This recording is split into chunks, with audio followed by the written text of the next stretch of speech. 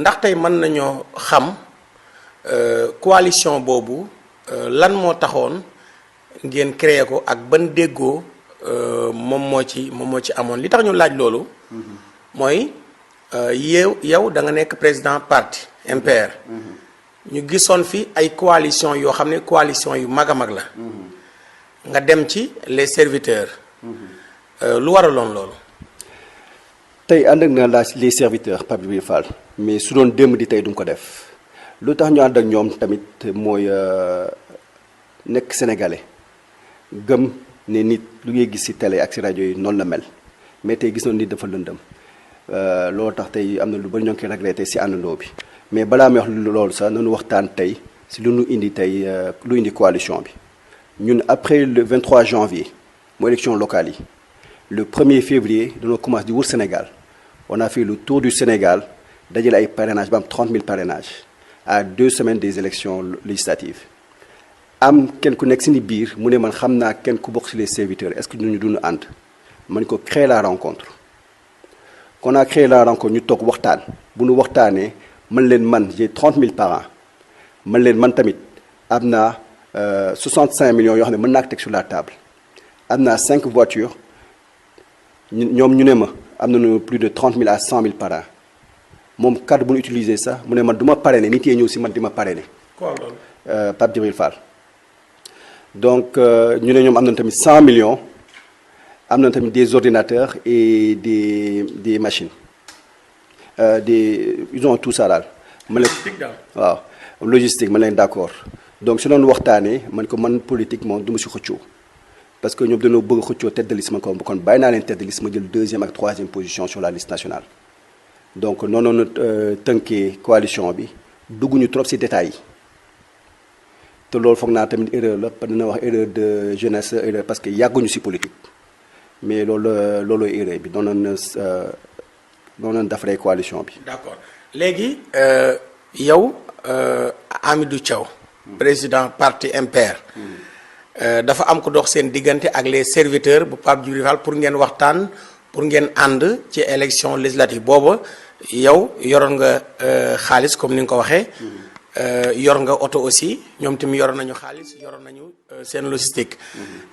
Pape Djibril Fall nekk tête de liste bi ndax yow bëggoo si woon xëccoo. nga jël 2e bi ak 3e bi ci investiture bi. léegi bi ngeen waxtaanee noonu ba tënk ko.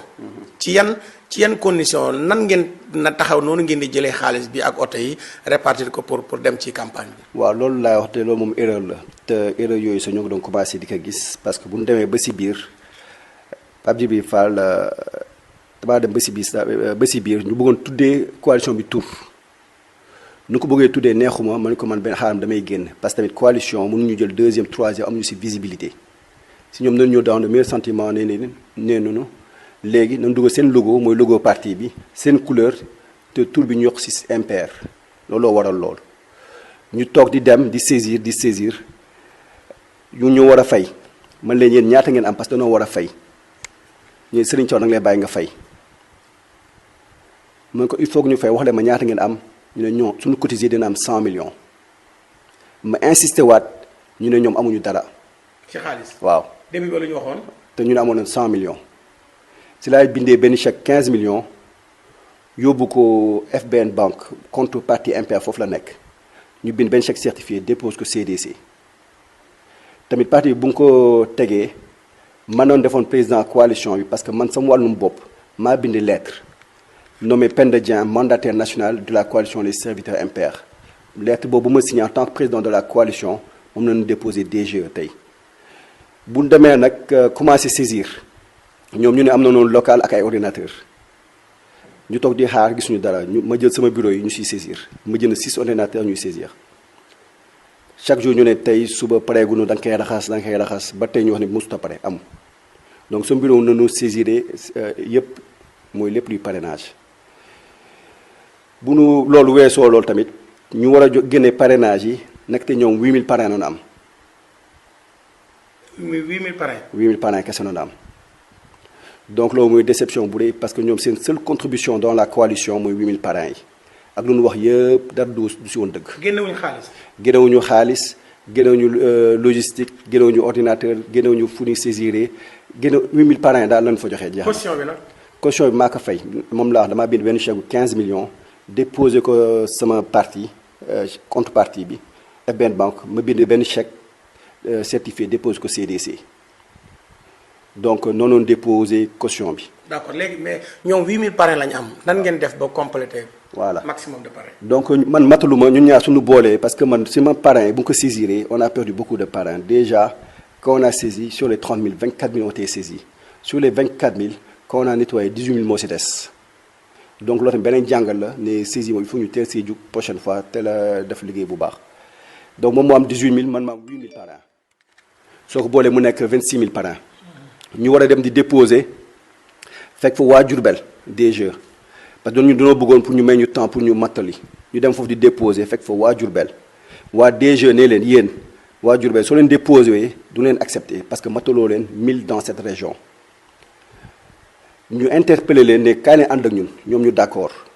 donc ñoom bu ñu ñëwee ñu jox leen tête de liste Diourbel jox leen 5e position sur la liste nationale ñoom ñu jox ñu seen 28 000 parrains donc tey waa Diourbel ñoo ñu mottali te tey Pape Thiam moo nekkoon intermédiaire bi loolu tax def tey su ma gisee Pape Djibril Fall def point de presse du tudd Pape Thiam te kooku su ko xawuloon su ko fekk loon DG tey du ñu dem man tamit loolu maa ngi koy ñaawlu parce que même nu mun a am ay xuloo si ni biir warta tax du ñu tudd turu Pape Thiam te xuloo moom Pape Djibril Fall fu mu jógee parce que bu ñu parrainé ba pare ba déposé 54 000 parrains Pape Djibril Fall dafa njëkkante posté si réseaux sociaux yi ne vous m'avez fait confiance j'ai 54 000 parrains alors que 54 000 parrains 8 000 la si indi Pape Thiam merci loolu nag ne Pape Djibril Fall lu mu wax du dëgg ñun ñoo indi lu si ëpp na wax dëgg bi foog naa dem na fi sa Walf TV di ko wax.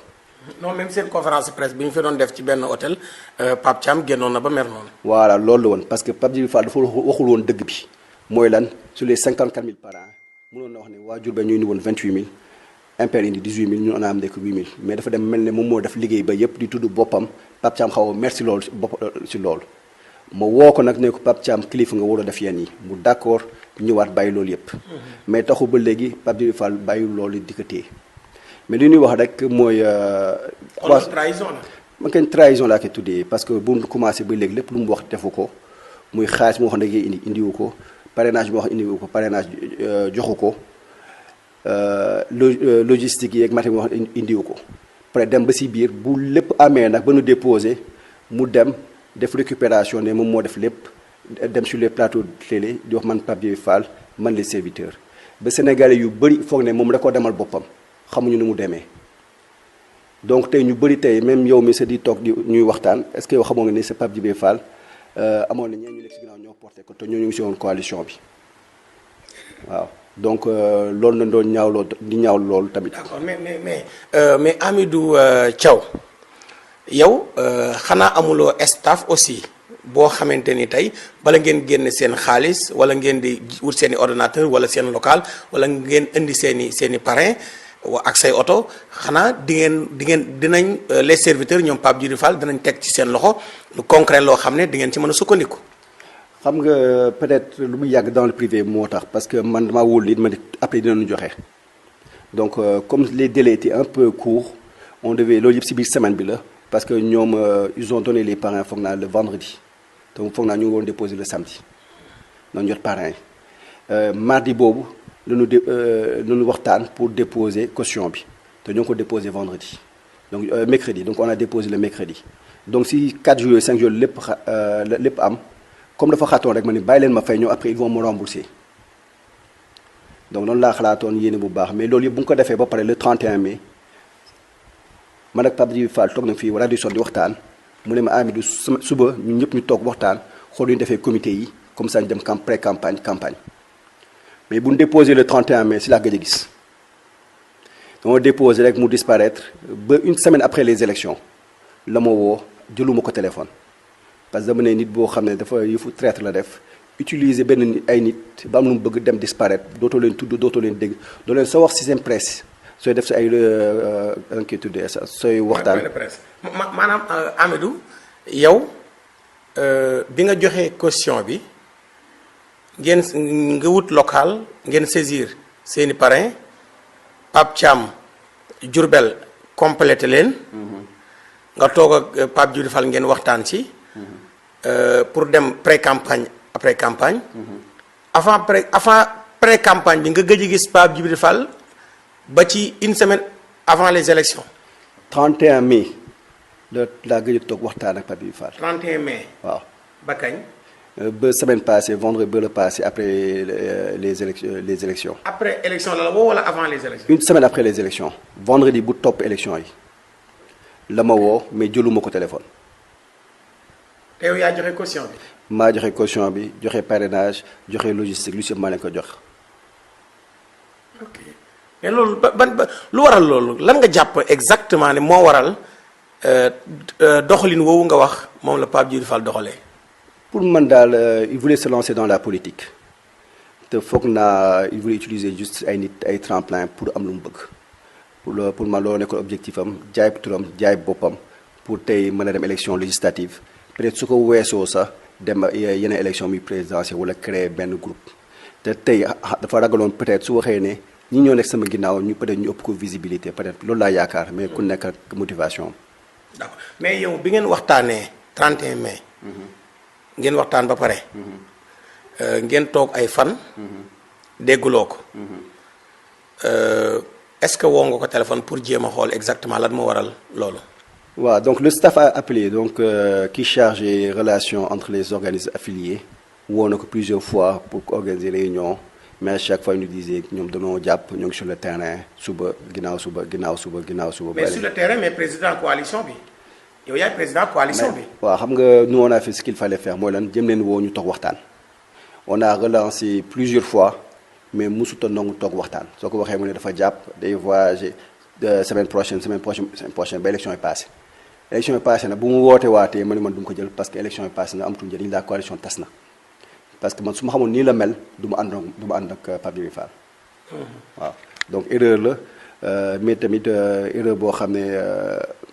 heure bu noble la parce que bu ñu doon ànd ak moom yaakaaru ni moom nii la lëndëmee que warkat la que lépp lu muy wax du ko def. donc mais Hamidou Thiaw Pape Thiam dañu gis réaction bi nga xam ne tey moom la amoon bi mu jàppante ak Pape Djibril Fall ouvertement ci presse bi.